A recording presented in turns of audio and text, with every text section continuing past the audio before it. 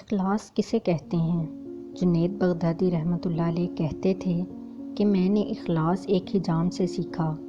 ایک روز میرے استاد نے کہا کہ تمہارے بال بہت بڑھ گئے ہیں، اب کٹوا کے آنا، پیسے کوئی پاس نہیں۔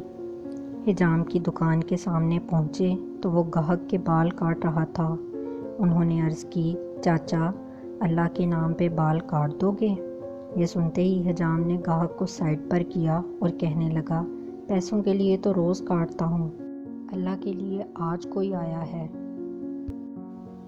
اب ان کا سر چوم کے کرسی پہ بٹھایا، روتے جاتے اور بال کاٹتے جاتے۔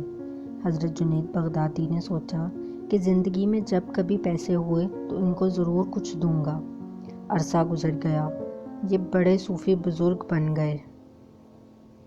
ایک دن ملنے کے لیے گئے، واقعہ یاد دلایا اور کچھ رقم پیش کی تو حجام کہنے لگا، جنید تو اتنا بڑا صوفی ہو گیا ہے، تجھے اتنا نہیں پتہ چلا کہ جو کام اللہ کے لیے کیا جائے اس کا بدلہ مخلوق